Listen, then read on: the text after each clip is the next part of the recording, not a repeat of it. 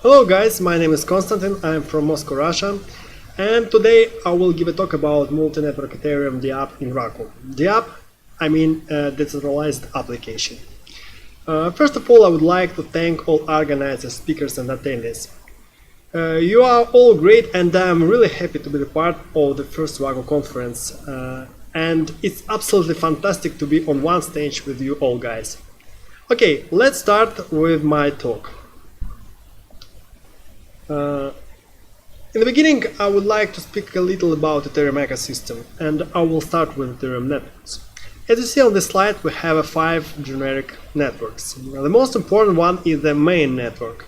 It's the lead newsmaker from Ethereum. If you read news about Ethereum currency rates, fund transfers, or unauthorized withdrawals for $100 or $1,000, be sure that's news from the main network. Ropsten is just a mirror for main network for testing purposes. This testnet uses proof of work algorithms. Ether costs nothing there, so it's used just for developers and testers. Maybe you heard something about hard forks or related things. Before deployed to main network, all updates, I mean hard forks, fixes or whatever, are tested in Ropsten. Other networks, Cowan, Rikibai and Gurley, are proof of authority consensus algo driven. The basic difference is the clients that are supporting. Cowan is for Open Ethereum, Rikibai for Get, and Gurley is a multi-client test network. The heart of blockchain and Ethereum as well is decentralization. We can improve this decentralization on network level. Ethereum blockchain could be much more decentralized if we use a mix of main network, public test networks and private network. This is just one more step to next level of decentralization. It makes possible to increase the resilience of our distributed application against the network attacks or their natural degradation. So if you follow news from Ethereum, you know a few milestones in the life of test network. I mean DDoS attack to Ropsten in 2017 and Swan project test on Gurley this year. In case of Ropsten, attacker inserted state bloat or spam blocks that were very slow to process, requiring a lot of CPU time and memory resources. Thus, syncing an Ethereum client to Ropsten testnet became slow and consumed excessive disk space, about over 10 gigabytes. When we have Swan project on Gurley, the network was overloaded for 4 weeks. Average block time was about 35 minutes. It's very slow. So in this case, when your application, decentralized application, uses just one test network, if network is down or under attack or under the spamming, your application is down too. But when you use a couple of networks, a mix of the networks, you can you can simply switch from one network to another, and there is no outages, there is no any issues. Your application is working as expected. Here is the just comparison slide with the infographics. As you see, in Rikibai test network we have average block time in 15 seconds, and in this time in Gurley we have a 6 minutes average block time. It's very slow. This screenshot was made yesterday. By the way, Gurley works fine now. The chart is shown average value for a few months, so due to the overload period in June, the final statistics looks poor. But actually in June this was true. Rikibai was very fast and Gurley was slow. And for now they are quite similar. Timings are close to each other. When we use mix of private and public networks, we also get additional data access level. For example, sensitive data is stored only on private blockchain, private network I mean, and other data, metadata or some indexes on public net. This approach is quite good for third-party audit tracing. Also, we can give different access permissions with a couple of local networks. For example, some data we're storing on one network, one local network, other data we're storing on second network, and on public test networks we are storing indexes or mapping from one network to another. It's also a handy thing. To manage data in heterogeneous environment, we need to set up relays or gateways that provide transparent data flows from one network to another. Can we use Raku as a platform for such application? Of course, Raku is very friendly to Ethereum. When we install in Raku the Start bundle, we have everything we need to communicate with GET client, with Ethereum client. I mean UTF big numbers, JSON, and user agents out of the box. One dependency we have to add is an Ethereum module. It's Raku interface for Ethereum blockchain and its ecosystem via JSON RPC IP. I am the maintainer of this module and it's under permanent development process, so you can track the updates via the links presented on this slide. What's about Pheix? The Pheix is the content management system. It's artistic 2.0 license completed, written in Raku, and has an important feature. It can store data on blockchain, on Ethereum blockchain out of the box. It's also, this CMS is extremely lightweight, fast and scalable. Modern Pheix is the CMS for Web 3.0 oriented projects. I mean, we have the next system basics, decentralized modules, security, and storing the content on different target storages like private to public networks, Ethereum networks, regular database, flat files, and whatever. Also, I would like to speak about Ethereum service. It's exactly the network relay service. Actually, this talk is about features and options of this service. The link on the slide is followed to the specification page, so you can go through and check it out. Okay, quick overview is done, and now we got the abstract multiple network relay gateway topic. But first of all, we should discuss some Ethereum related features and terms that I use in this talk below. Okay, Ethereum account is a central things in the communication of the user and blockchain. The account is an entity that can send transaction and has a balance. An account has an Ethereum address, like an inbox has an email address. So you can use this address to send funds to account or do withdrawals or whatever. The wallet is a product that lets you manage your Ethereum account. It allows you to view your account balance, send transactions, and do any activity related to account. There are a few types of the wallet. I mean physical account, physical hardware wallets. It's like a USB sticks with a cryptographic algorithms and chip on board. Mobile application makes your funds accessible from anywhere via the smartphone. Web wallets let you interact with the account via the browser. For example, I use MetaMask Firefox extension. And desktop application, if you prefer to manage your funds from your operating system like Windows, Linux, or MacOS.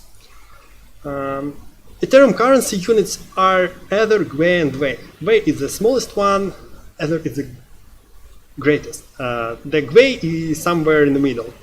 So when we speaking about the faucets, Ethers on testnets on test networks has no real value. Therefore, there is no markets for test network Ethers. Since you need Ethers to actually interact with Ethereum blockchain, you should get the Ethers from somewhere, and this somewhere is faucets.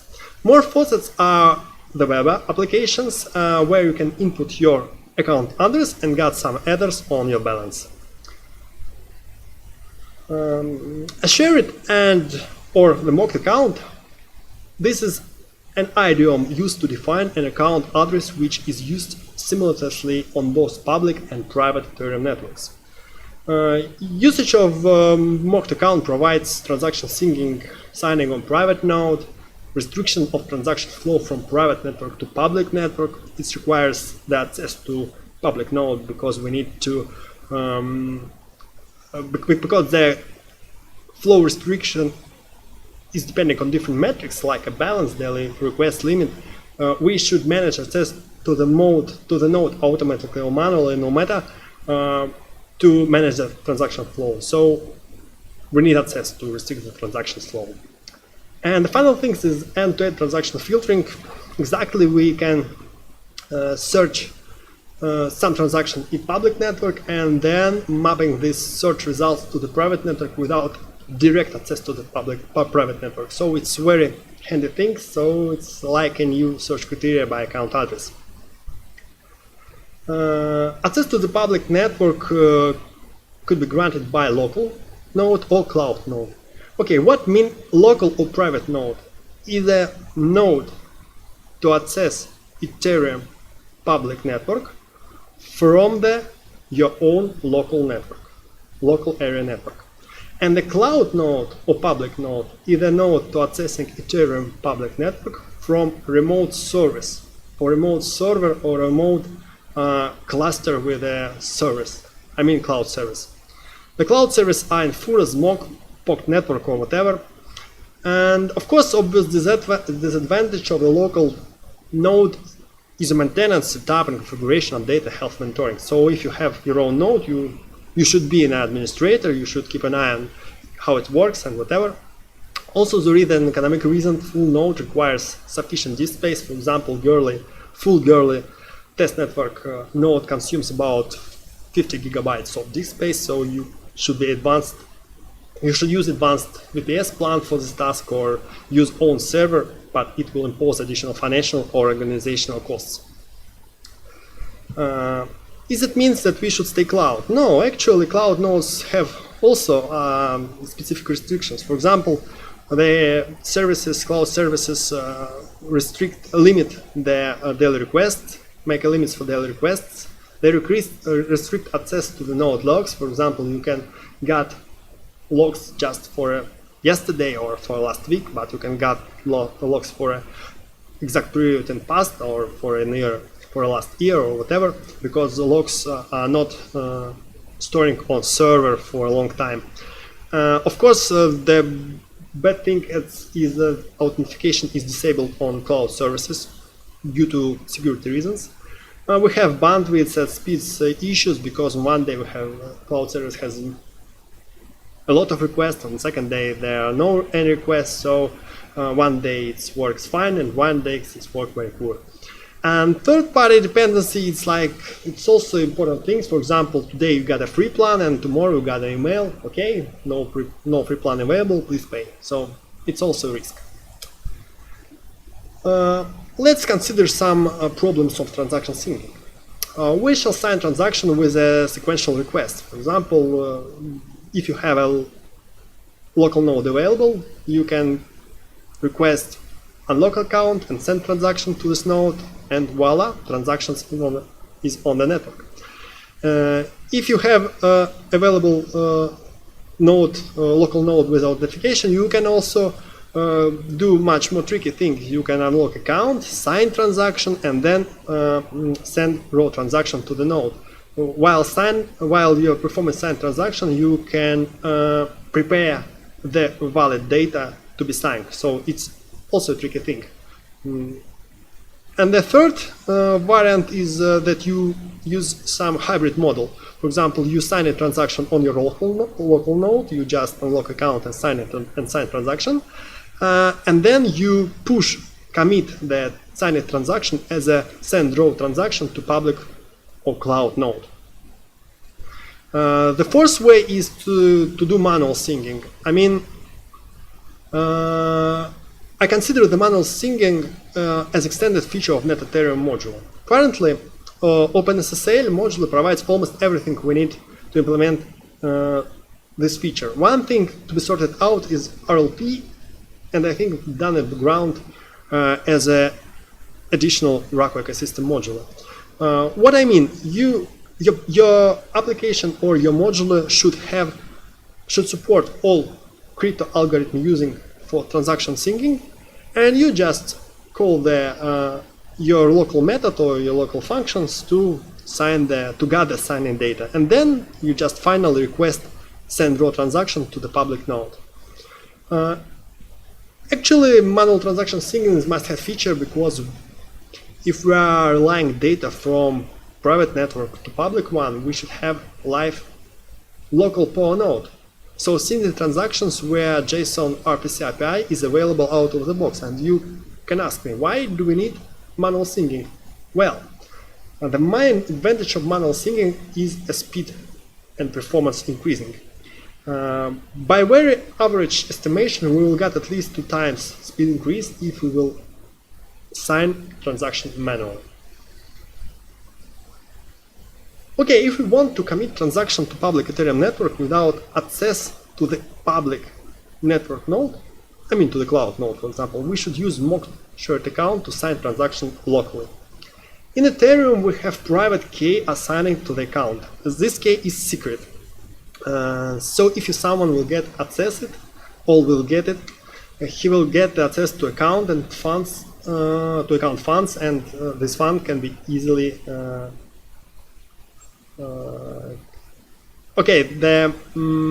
someone can easily do withdrawal with your funds.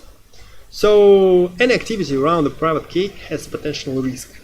Don't share the key or store the key on unsecure devices or services.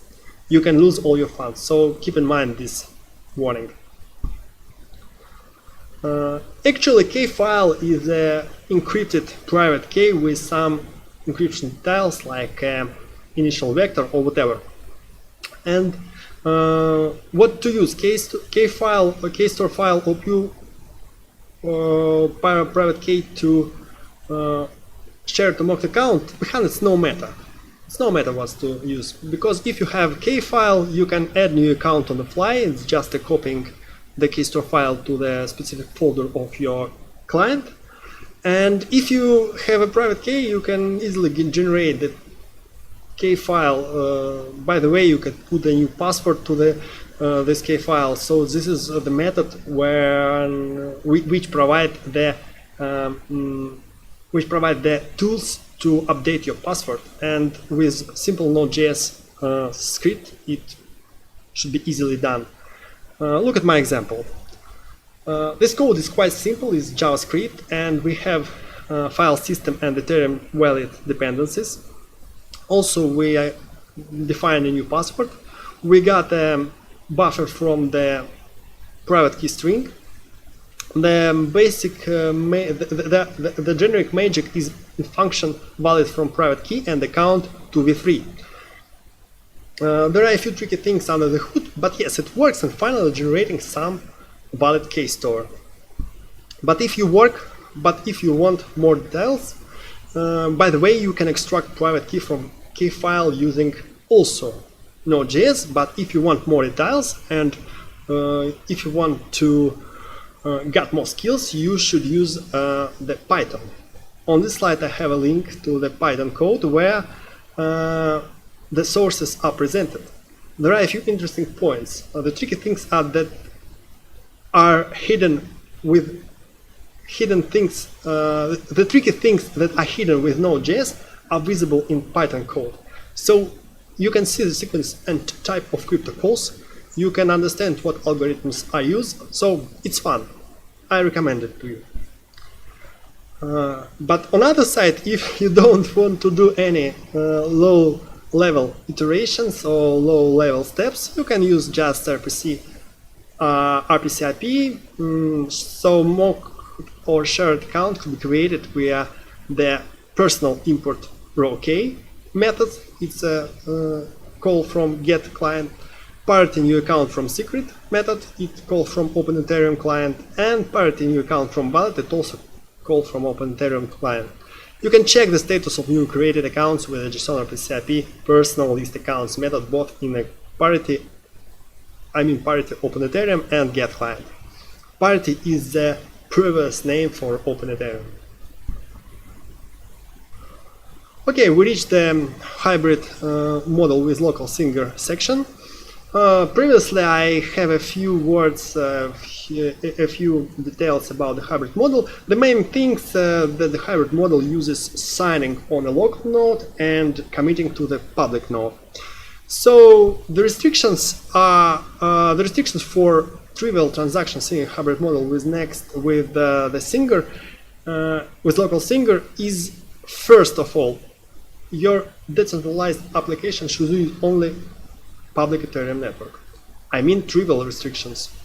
And also we should have live local Ethereum node that will be used for local singing.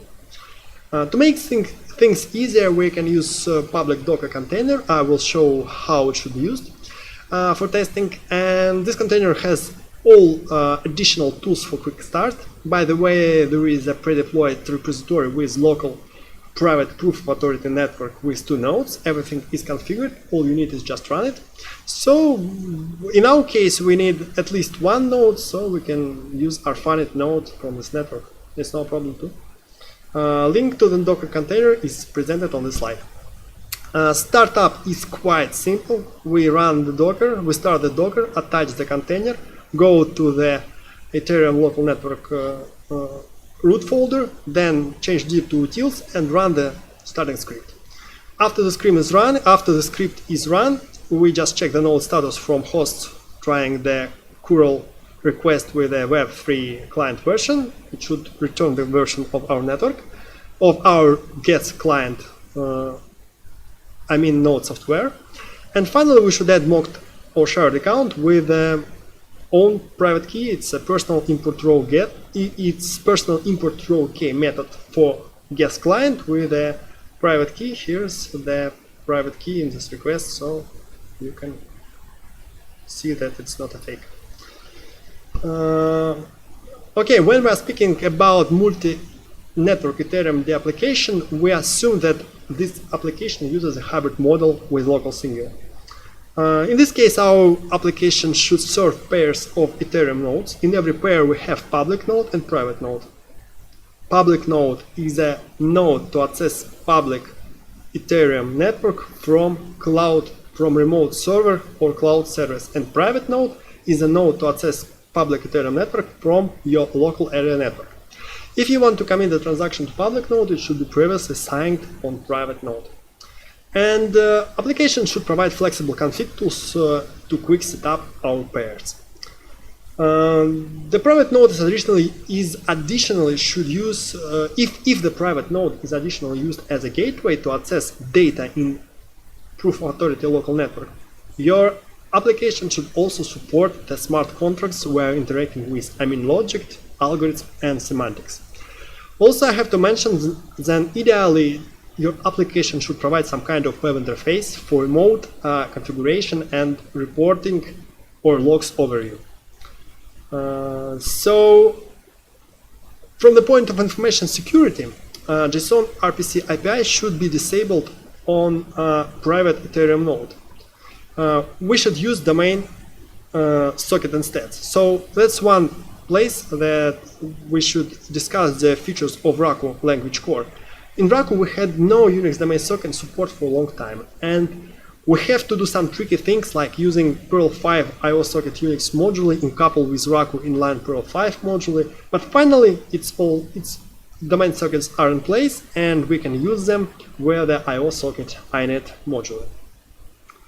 The minimal patches to net Ethereum, it's quite easy. We just need to add a few requests, I mean sign transaction, send draw transaction, and update get transaction. Here is the link with the minimal changes that were done in the previous few weeks. You can trace the updates. And the minimal changes to Pheix, of course, we should support new config. We should add or implement new config tools for singers. We should be able to configure singer, byte storages, and singer as well. Also, we have to add support for node pairs. I mean, for each node storage, for each public storage, I mean public network storage that requires signing on private node, Pheix should create at least 2 objects: storage object and singer object, and these objects are coupling in pair. And also we should update write blockchain method according to the configuration. It should committing transaction with authentication on public node or with transaction syncing on private node. So here is the link for the minimal changes that were done in Pheix in July. Okay, the subscription service should be operating with synchronous and asynchronous approaching. The synchronous approach is trivial. The application updates data in a public network while updating data on a private network. For example, it works like a simple proxy. And the asynchronous approach assumes that the application runs exclusively on a private POE network. We do not know anything about the public network. At the same time, we have an extended service that's working in the background and has been subscribed to events or selectively, depending on the settings, generated by smart contracts. When the event appears, the node software launches a hook, and our service will handle this hook and the data as well. Processing should be done in a specific corresponding or universal handler. Again, what's about Raku Specifics? Yes, we got Unix domain sockets because subscription with the Ethereum client should be done via Unix domain sockets. And we got a multi-threading for parallel events processing. Unix domain sockets are in place in EOSockets.net, and multi-threading also is out of the box in Raku. We have low-level threads and high-level promises, suppliers, and whatever in Raku out of the box. Also in Raku system we have a handy module Unix Demonize, but actually this model not works for me on my day-to-day distro. I use Fedora. We have some problems with test, and also it reported in issues. But this module is very handy. It allows to start daemons and provide additional tools like log files and controls, some must-have controls like EasyLife, Terminate, and whatever. So I think it's a good idea to reanimate this module and get it work for now. Subscription prototype consists of a starter script and a couple of Raku's helper scripts. For example, one helper is used for private node requests, and the second helper is used for public node requests. The public request script uses some modules from Pheix, so it could be said that this prototype also integrated with Pheix. Start the bash script is extremely simple logic. It works in infinity duty loop with a few stages: subscribe, filter, execute. Relying on filter matching, we execute one helper or another helper. It's very simple. Okay, what's about the demonization of port forwarding? Yes, we can. If Unix demonize not worked as we expected, for now service could be run in demonized mode with an ohap embedded command. This command is included in Linux. Also, we should forward Unix socket to TCP, one with a socket, just to be able to use and see from starter bash script. This should be done on server with private Ethereum node. The command is simple, but it works fine. It gives us the ability to work with Unix domain via TCP, and it's super for a prototype. And finally, if we got the private node on another server, I mean private node, it's a node that allows access to the public Ethereum network from your local area network. So if it's not on your local machine, we should forward the JSON RPC software port to the local host. It's also socket, it's very simple. So the first link on the slide is a link to the sources of this prototype service, and the second link is a link with more details on subscription. Please go through it. There are a few interesting things how subscription is done in Get Ethereum client. Okay, now it's time for live demo, but first I should do a quick introduction. Let's see the screen. Okay, this is my fingerprint. The logo of first Raku Conference, this logo is used for the fingerprint. What is a fingerprint? I will convert this JPG logo to text file, just a simple base 64 conversion. Now I have locally stored text file with this logotype data. Then I want to deploy, to save or store this logotype, text logotype, in local blockchain. In parallel, I have run the service, subscription service, that will get the events from the local blockchain, process these events, fetch the data associated with these events, and push it to public Goerli network. So that's the plan, and I want to show you how it should be done with Raku. Okay, I will get the correct background. So here's the terminal. First of all, we should run the Docker. Here's the command. Then go to Ethereum local network and start the network in the Docker container. What is the start script? First of all, the script is patching accounts. We got 2 nodes, network with 2 nodes. All nodes are running locally in Docker. Every node one node have 2 accounts and one node have 1 account. As you see, we create 3 accounts. Next thing, after patching, we start up the entities of the nodes, and then binding these nodes. Binding is useful. A binding should be done because without the binding, our blockchain will be frozen. To get a new blocks, to make a new transaction, we need blocks binded. Okay, as you see, network started successfully. Now we will deploy the smart contract to this network. Okay, we have a helper script.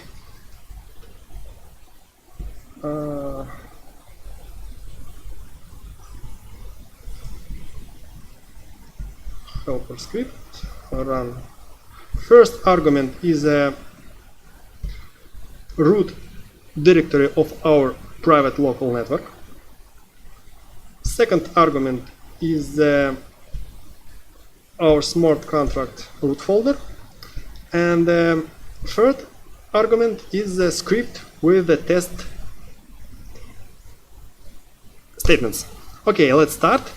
The good thing is that the script connected to our private network, so communication is done.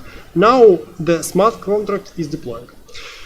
In parallel, I will update config, Pheix config. Okay, as you see, I have previously deployed the smart contract to the public Goerli network and got the transaction hash of the deployment. So we need to update our config.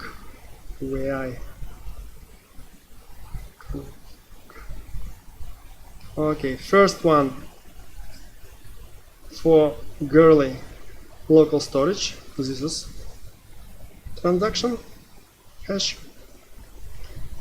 Okay, paste.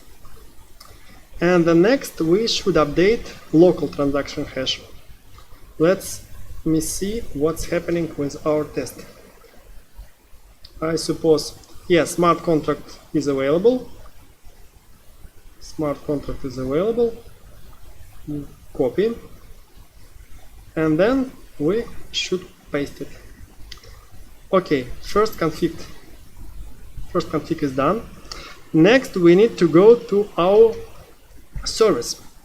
Unfortunately, all hashes are hard-coded, so every time I need to update the files.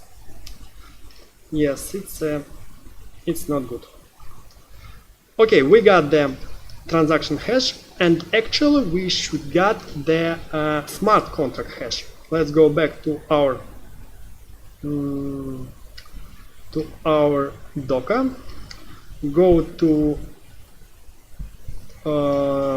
private local network root folder and try to attach to the console of the first node. Okay, it's done. Let's import the storage object. Done. And let's see our contract address. Here is the address.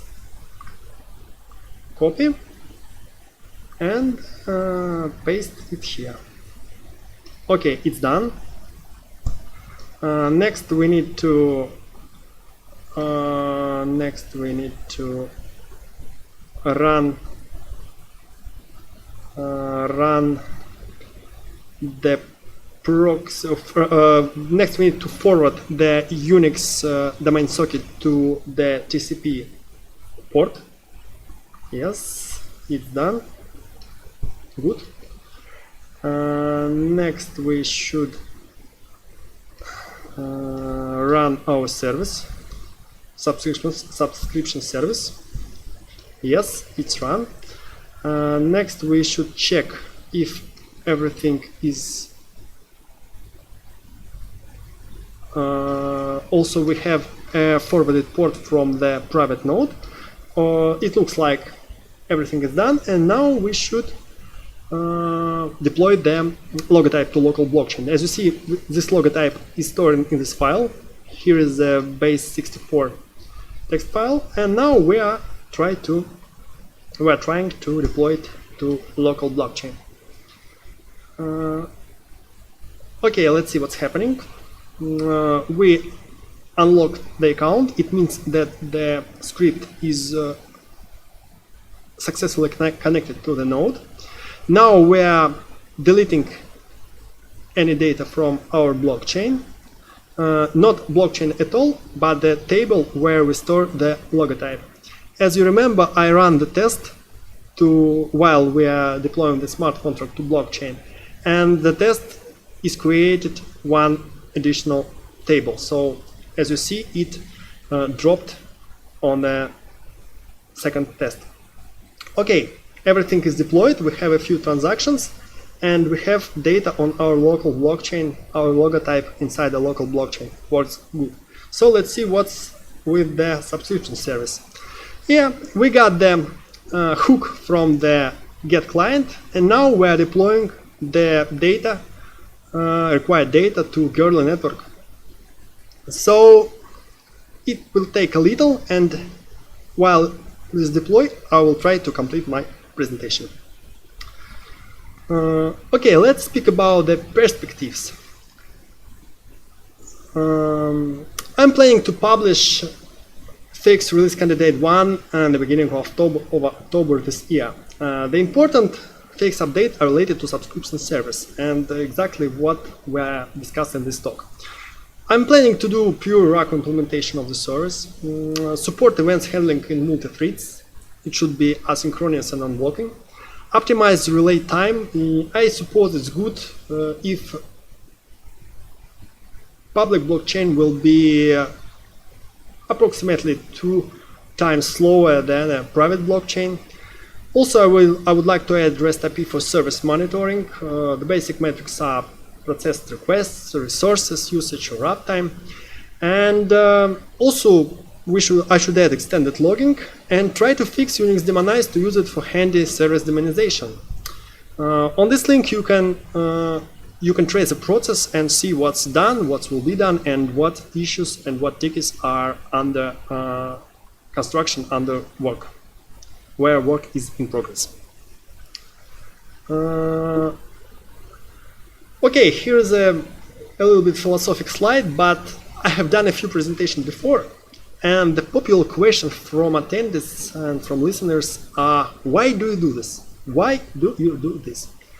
I like just for fun answer, but today I would like to speak a little more on this. Because let's discuss the real case of decentralized application we have considered above. We will discuss the use case of application. One day my colleague, my friend, asked me to show and share the stuff I'm working on, and this was the transaction signing for public Ethereum networks, exactly the stuff that the talk is about. While my quick guide, I have presented the idea of storing this sensitive data in blockchain and share some data, metadata, indexes, and whatever to public blockchain. That's exactly the ideas that I speak about above. So my friend gave me important advice. He told me, take a look to logistic related businesses, cause such companies are really interesting in delivery tracking. And after this I've started Googling. Yep, there are real tricky things like private traces with sensitive data like shipment details, privacy data or whatever for restricted access. And there are public traces for public use with short description and minimal details like hashes, indexes or whatever. All these traces should be consistent and tamper-proof. All companies should grant, also these companies should grant access to private data to partners or auditors, and they should be able to check its consistency and authenticity. As you see, blockchain is a really must-have feature for this purposes. So once I had a prototype, I have done the prototype, I have Googled the list of top 10 logistic companies and sent them the white paper with the system details. And in the result, I've got a feedback. Just I have to say I got a feedback. So I hope we will get Raku, Ethereum and Pheix bundle somewhere in the enterprise productions in the nearest or not nearest future, who knows. But actually, this is real use case and the companies are interested in such system and such technologies. Okay, I'm ready for open call. Sure, I would like to invite you all to Pheix and Atelier dev process. Code review, forks, merge requests, any activity with source code is very welcome. You can follow the links presented on the slide. Also, I'm open for discussion. If you are interested in some feature or concepts of this talk, you can just do proposal, or we can just speak and discuss this face to face. No problem, get in touch. Actually, I'm open for donations. Any details about donations are on official Pheix website. It's the first link of the slide. And okay, that's all. I would like to thank organizers and attendees once more. Would like to say special hello to Andrew Shitov. So let's see what is about deployment. Okay, as we see, we have not deployed one part of our logotype. It's no problem, it's under deployment. Let's go to the log into my private node. Okay, I'm on it. Let's attach console, password. Okay, let's see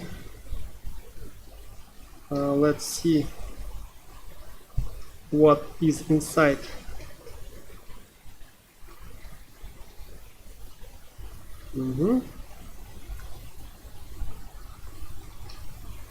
Let's see what is inside the storage object. Okay, let's import storage, check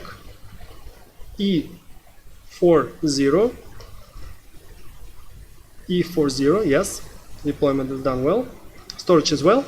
Let's see what's about our deployment. I think yes, it's done. And final, voila. Let's fetch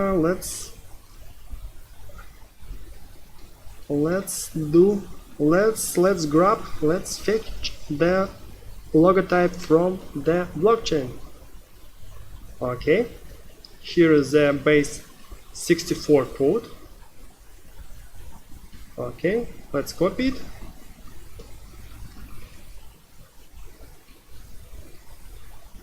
Here is the online service for decoding base 64 to images. Yeah, it's done. You see, our logo in blockchain, it's officially stored to Gerlo network, and here's the associated transactions. As you see, we have about 11 transactions for this logotype, so it will be stored in blockchain until the Ethereum is alive, and I think it's forever. So guys, that's all from my side. Thank you for your attention. If you have any question, you are welcome. See you. Do you hear me? I suppose my microphone is set up well. If you have any questions, welcome. I will try to answer all of them.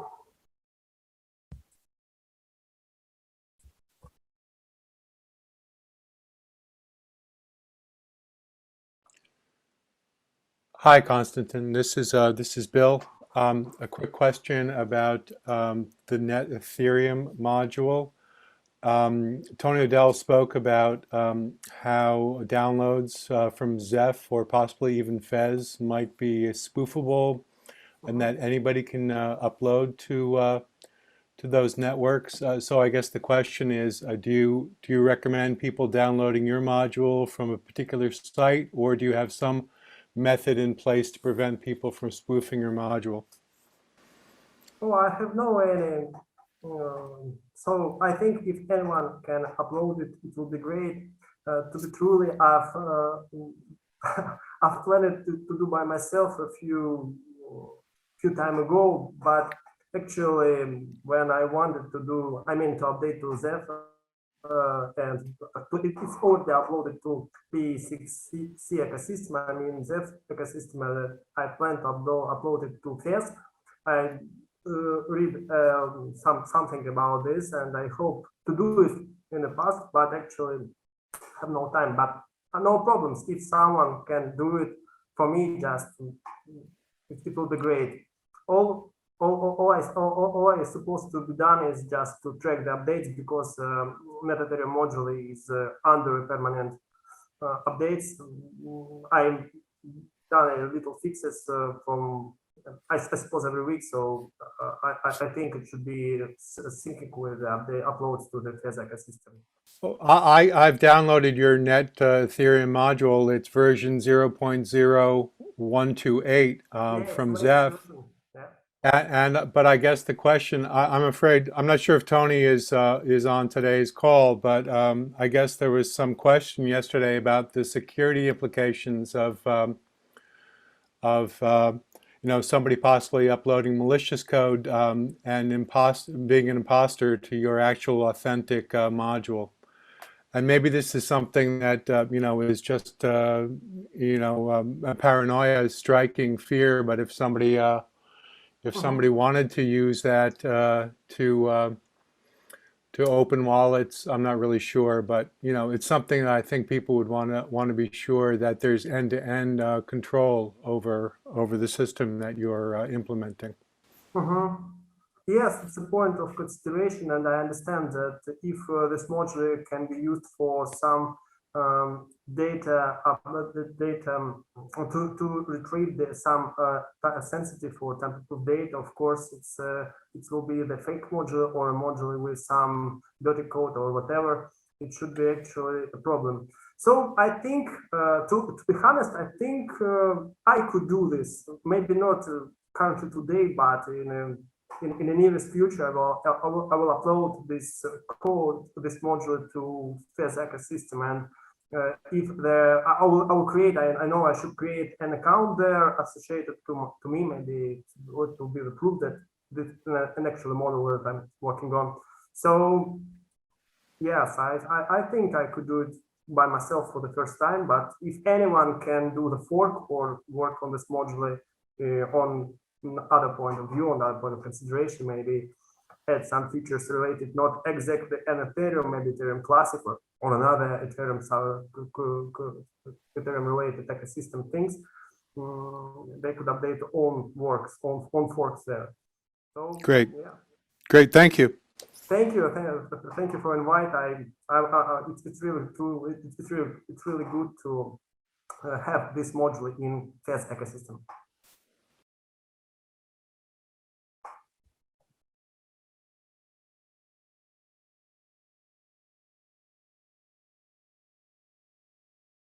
Okay, guys, I see no any question more. So I would like to thank you all. Would like to say hello to all speakers that will be yesterday and the day before yesterday.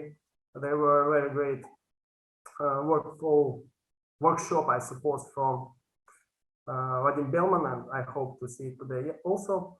And also, of course, Andrew, thank you for this conference, and thank you. I suppose in the next year we will see face to face, and I will say hello and thank you to you once again.